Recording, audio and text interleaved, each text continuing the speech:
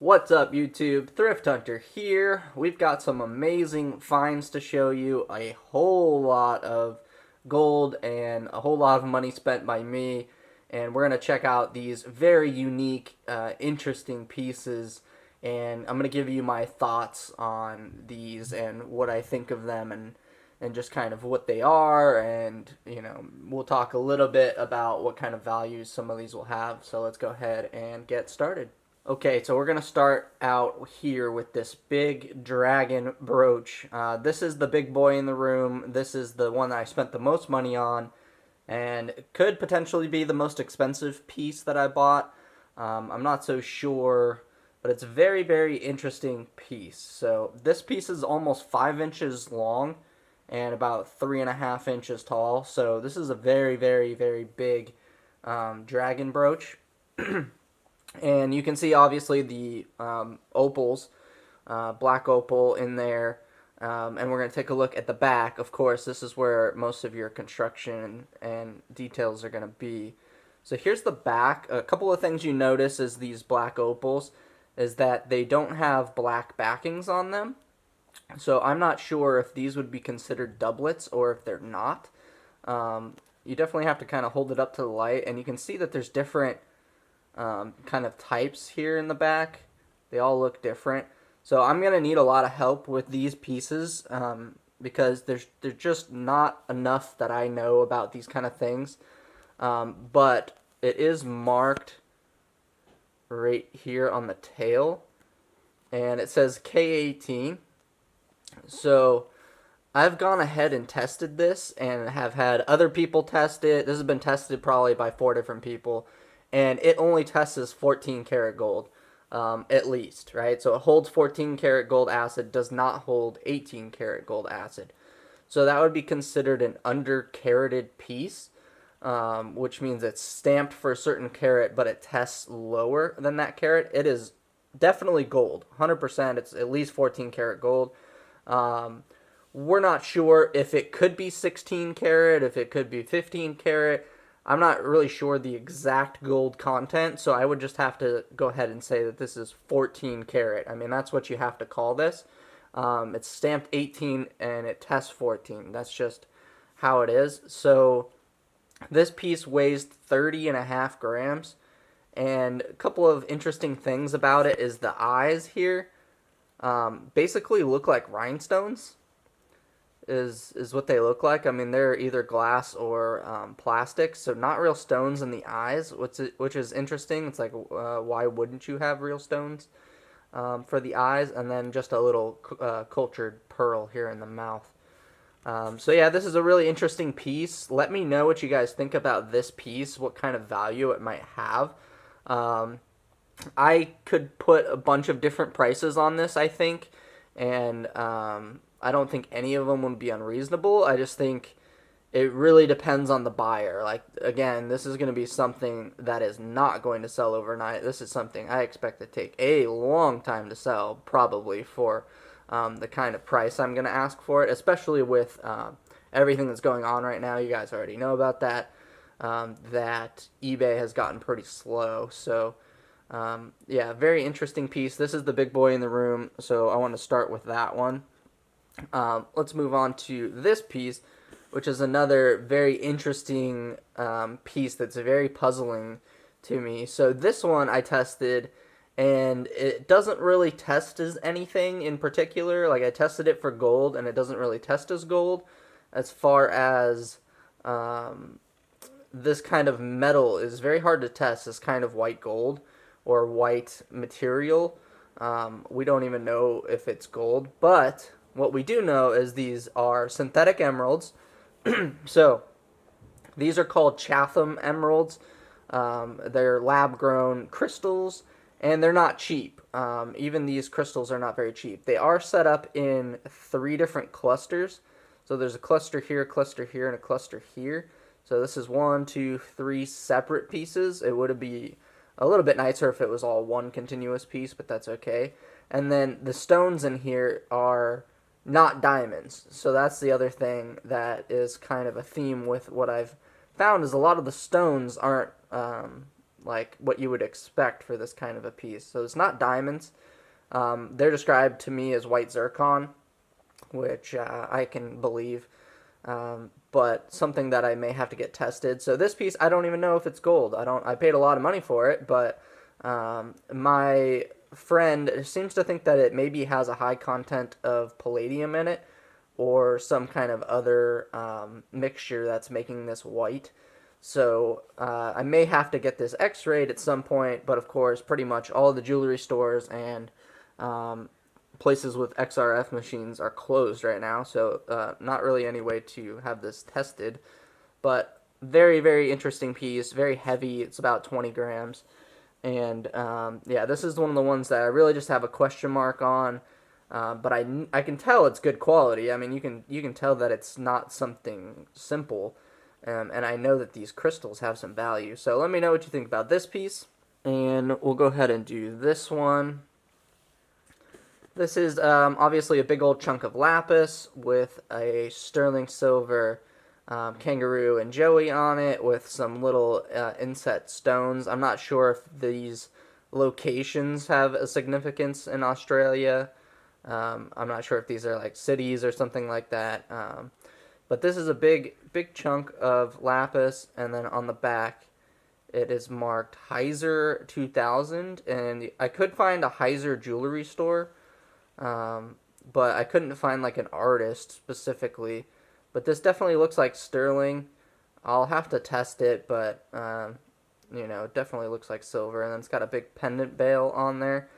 This is a heavy piece of lapis. I don't know, again, like what kind of value this would have. There's not anything comparable I could find of it, and I've personally never seen this big of a chunk of lapis. I would say the color is decent in it. I wouldn't say it's the craziest lapis color in the world, but definitely, again, another interesting piece there. Okay, here's the next little set that I bought. This one, I think I probably paid too much for, honestly, but overall, I think it was a good deal. This is another under-carated piece. So this one has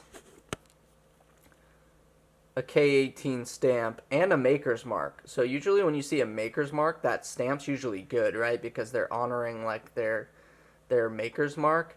But this again tests as 14 karat gold, at least. So it may be a higher carat than that, but it is testing 14 karat. This is also, these are unmarked, these pieces, the earrings, but they also test as 14 karat. And again, no diamonds. So these are definitely, again, some kind of a zircon. We have a Nephrite Jade, so this is not a high-end jadeite jade, this is a Nephrite Jade.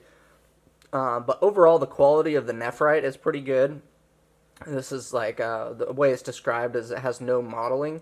Very few dark spots in it, which we'll see in a different piece. But it's a very, transparent, nice, even green color. Quite a bit of weight here in gold. Not a ton, but you can see there's definitely some gold here. I wish it was all 18 karat, but it is only testing 14 karat. And again, I've had this tested. I've tested it. I've had a jeweler test it. I've had my gold guy test it. I've had this thing's been tested by multiple people, and it's 14 karat. I have video of me opening and testing everything. I just decided to skip that because there's a lot to show here and a lot to talk about. So I don't want it to be too boring of showing me testing everything, but I do have all of that footage. So there's that piece.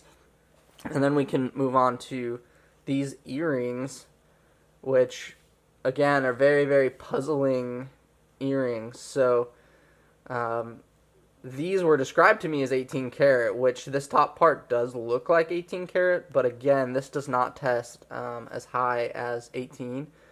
And what my gold guy thinks is that this is not gold and this is gold. It's definitely, this has been constructed in different parts.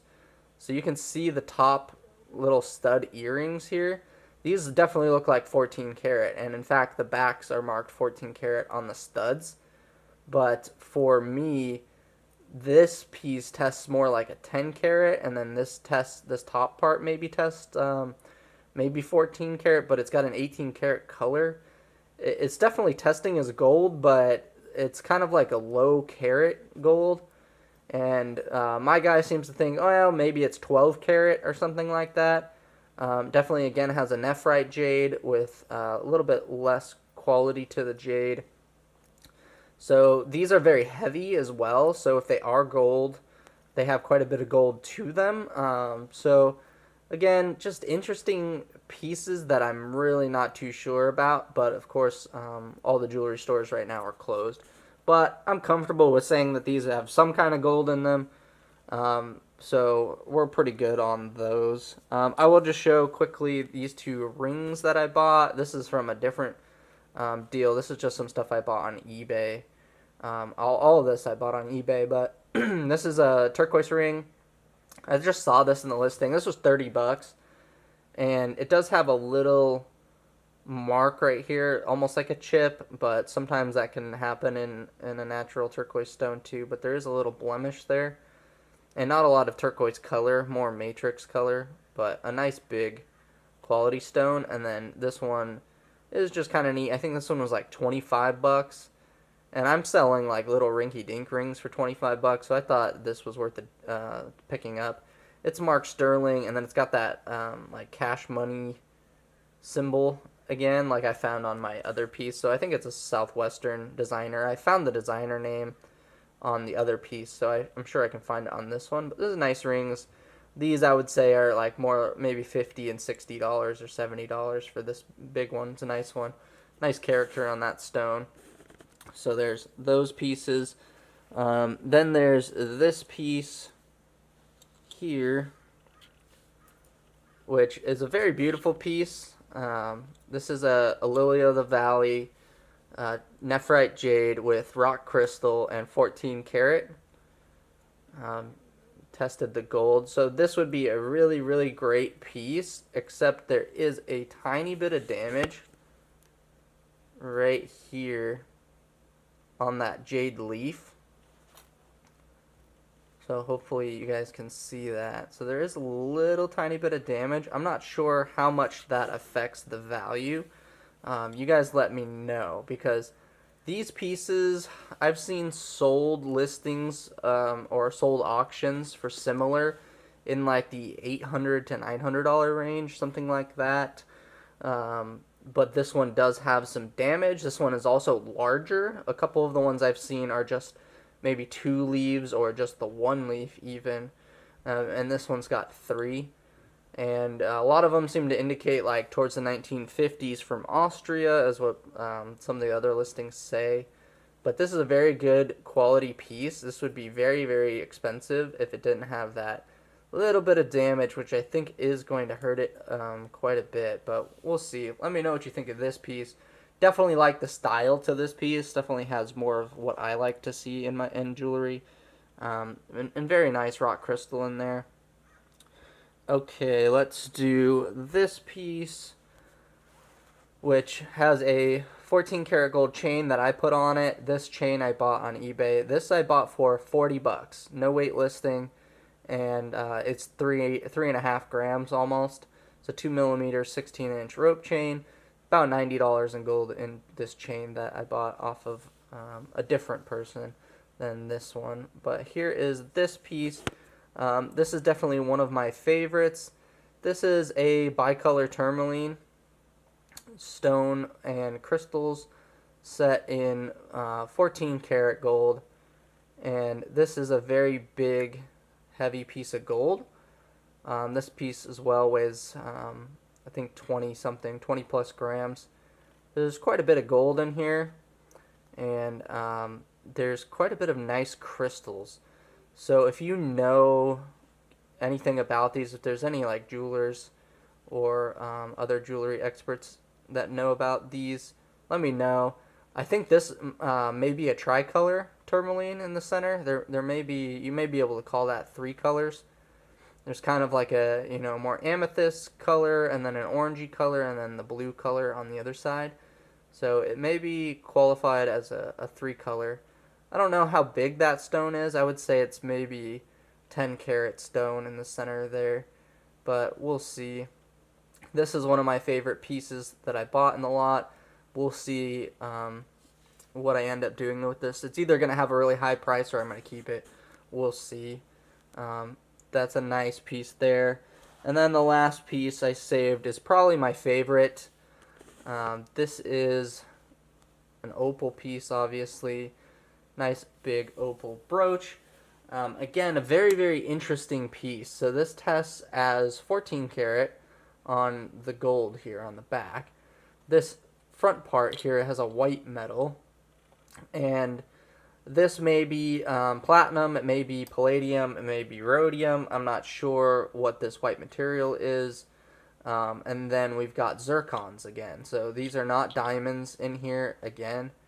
When I took this to my jeweler, he seemed to think that maybe they were replaced at some point. Or this, what I was told was this was a custom-made piece. But really what I'm getting from this is these opals. I mean, these are very, very, very beautiful opals. The color on these opals is very striking. Normally, with opals, you get a very white finish, and you kind of have to play with the light to get some color. These just have color coming forward. I mean, with no light needed, these just have all color coming up. The only thing that was a little bit interesting was these two are flat. If you can see, those two pieces are flat where everything else is domed, slightly domed. And I kind of like the domed look a little bit better. I kind of wish that these were domed as well, but of course with opal, I'm sure it's just whatever it was to get the best color out of it. You can see some kind of scratching marks in there, so these may even do a little bit better with a finer polish. I'm not really sure, but look at the color. In total, there's about 33 carats of opal, and these range anywhere from about 2.5 carats to 10 carats. And yeah, this just, the color was very striking to me. I've never seen opal with this much color. It was described to me as almost 95% color over the stones, which I believe. I mean, this is almost all color. So, again, pretty heavy piece. Paid a lot of money for it again, so it wasn't cheap. I don't even know. I don't have a clue what the value would be on this. I cannot find anything anywhere near this kind of style. These are obviously freeform opals, so they're not as highly valued as a traditional cut opal stone. Like this one is more close to a traditional oval. So I'm not sure if these freeform stones carry as much value. I would think that they're a little bit lower, but the fire and the color in this definitely seems to be of high grade. So yeah, this is a personal favorite of mine. Again, either a really high price or I may keep this piece. Just as an example of something that I've to show people the difference between your typical quality opal and a high grade opal. So that's going to be everything for today, I believe. I mean, I just have some other like little stuff. There's a little scrap piece I bought of 18 karat that I'll be scrapping. And I've got some other like, I don't know, little watches and stuff. But I'm just going to go ahead and show you guys this stuff. Let me know what you think about these, and if you know any more information about this kind of stuff. And then, yeah, I just have these little 14 karat. These are some kind of pieces I bought as scrap, but they're nice. 14 karat, 6 grams here, and I bought those online as well. I may try and sell these as a piece, but if gold's high enough, I might just scrap them. We'll see. If you know anything about this kind of stuff, why I'm seeing so much like under-carated stuff and mixed carat stuff, why it's all zircons and no diamonds, what kind of value a big like chunk of lapis with sterling, like what, I don't know how much. Again, probably a unique buyer. You can obviously tell this is from Australia. These opals are 100% from Australia. And interesting Chatham synthetic emerald. Yeah, so check this stuff out. It will be, most of this will be in my eBay store pretty soon. Please like, comment, and subscribe. Thanks for watching.